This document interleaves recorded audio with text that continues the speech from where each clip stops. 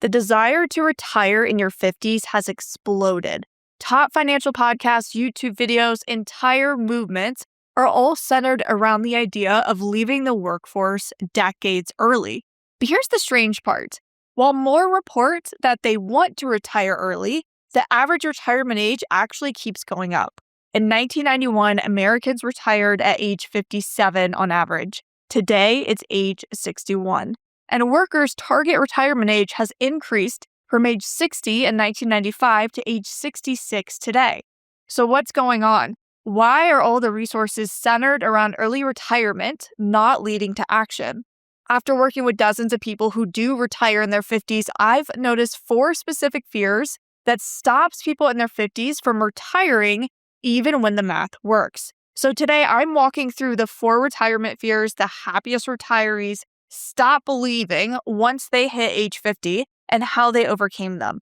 If you're new here, I'm Rachel Camp. I am a CFP professional and the founder of Camp Wealth, where we help people retire confidently in their 50s. So let's start with fear number 1, the fear of running out of money.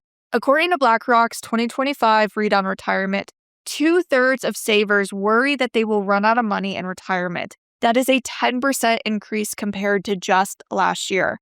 This is, of course, one of the most common retirement fears that I see. For those who do manage to retire, they actually still can't bring themselves to spend the way that they should.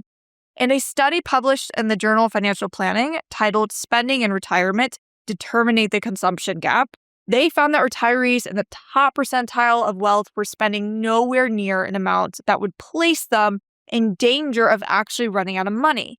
In fact, retirees were actually increasing their wealth in retirement instead of spending down their nest egg. We spend decades in our career being diligent savers and planning for a dream retirement only to never actually enjoy retirement because retirees are often overcome with fear, especially the top percentile. So if you're in your 50s, you have to overcome this fear. I have worked with dozens of people in retirement to transform their thinking from fear to confidence, and I found that there are actually 3 powerful ways to do this. First, you need to live out your worst fear. You retire and the market crashes. Most people just imagine this scenario and they conclude that they'd end up being Walmart greeters and relying on their children. In reality, that's not usually what happens. So simulate it. We can do that with software. Imagine your portfolios decreasing by 20 to 30%. And then let's talk about what that means for your income. Yes, your spending capacity will likely decrease, but you can assign numbers and see if you feel comfortable decreasing spending, say from $10,000 a month to maybe $8,000 a month in a crash. A dynamic withdrawal strategy combined with simulating a market crash is one of the best ways to overcome this fear. Another way to overcome this fear is to discuss the power of delaying Social Security. By delaying to age 70, you lock in a higher inflation-adjusted benefit. If you fear living a long time, poor market returns, or higher inflation, delaying Social Security is one of the best hedges against all 3 if you can afford it. But that brings me to the next fear, the fear that you will not be able to rely on Social Security. I get it. Social Security is not in the best shape. We don't have to beat around the bush here. And for many people retiring right now, they don't have a pension. So this is their only fixed income source in retirement. We see headlines like Social Security Trust expected to run out by 2034 or Social Security benefits could get cut. I've had clients say things like, Rachel, I'm 50 years old, age 70 is 20 years away. I don't think I can rely on it being there. Or I think I should claim as early as I can at age 62 just to make sure I get something from the system. Here's the reality of the state of Social Security. Under current projections, the program's trust funds are expected to be depleted around the years 2030 to 2035, provided there's no intervention.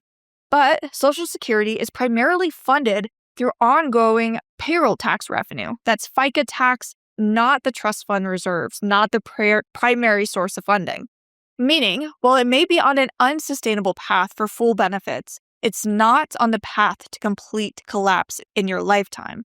According to the latest annual report of the Board of Trustees of the Social Security Trust Funds, if there are no policy changes implemented to fix this, Social Security would still be able to pay 83% of scheduled benefits in 2035 when it is expected to be depleted.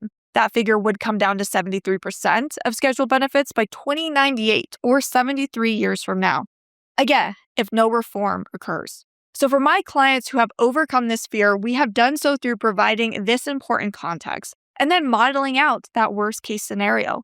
Instead of putting the full amount of Social Security benefits in your retirement software, you could enter 83% of your benefits. Seeing those benefits cut and still simulating a successful retirement is the best way to conquer the fear of the fragile state of Social Security. While we can address number-based fears with numbers, there are some fears that aren't a math problem. And this is the one that keeps people working even when all the math checks out.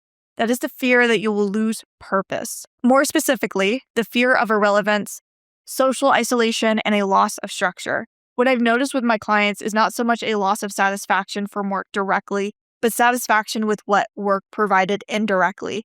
Daily social interaction, making contributions, having some type of impact, and the loss of that is what causes many retirees to actually experience a decline in life satisfaction once they leave the workforce. A study on loneliness and retirement in Croatia followed 75 retirees across retirement phases, and the results of the study were bleak.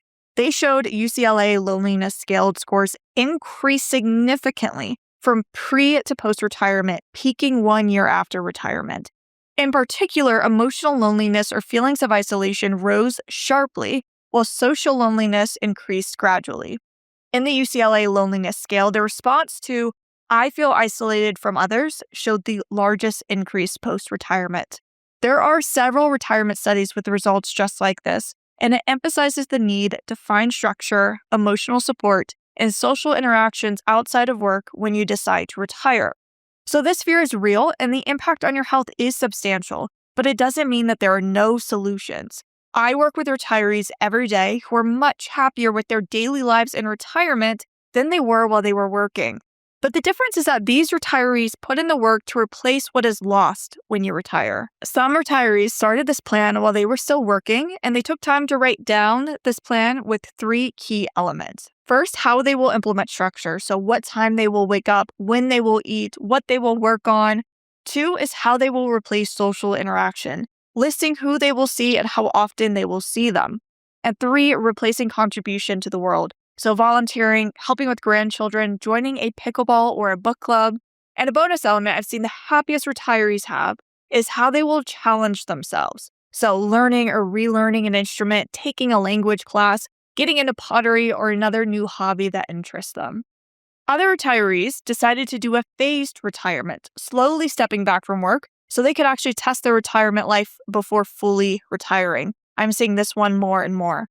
Your retirement life can be as busy and as fulfilling as you would like it to be, but it does not come naturally. The happiest retirees work with their new life.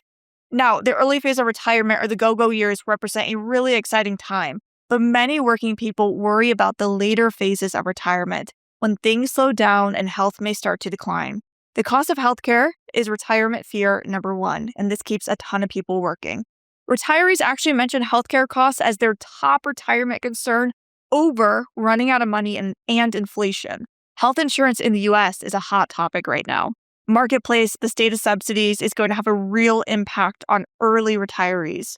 If you're in your 50s and you want to retire, but you can't figure out how you can cover the cost of healthcare, I completely understand. Our entire working lives, health insurance is tied to our employment. But rather than throw in the towel and say early retirement is impossible, you should look at your options. First option is part-time work with benefits. Your employer may want to hold on to you rather than see you retire in your 50s. I've seen this happen a lot. And when this is the case, you have some leverage. So you can see if your current employer is willing and able to offer benefits with part-time work. We are seeing more employers offer this option, but if your current employer won't do this, you could always look at other employers that offer benefits with part-time work. Many people I work with don't want to continue part-time work and instead prefer full retirement. So we then turn to marketplace insurance. Again, this is an example where we should look at the numbers before we assume it won't work out. If you go to healthcare.gov/C-plans, you can put in your zip code and start shopping health insurance plans. These plans are broken out by bronze, silver, and gold, and the prices you will see reflect the income you put in and whether or not you qualify for subsidies. If you're worried about subsidies, like so many people are, you can enter a high income to see what the full cost of health insurance would be without any subsidies. And then you can enter this into your retirement plan and see the impact. If you're worried about how the prices will increase year over year, you can also use a higher inflation adjustment for this expense in particular. My point is, there are ways we can test our retirement plan to see if early retirement is possible before we just assume that it isn't. I see over and over again retirees are shocked when I show them that their plan still works, even with the cost of pre-Medicare health insurance with no subsidies. Now that you understand the 4 retirement fears that sabotage retirement in your 50s, you can replace anxiety with strategic action. If you need help implementing a comprehensive confidence framework that eliminates retirement fears and builds genuine financial security, click the link below to book a call, and I'll see you in the next video.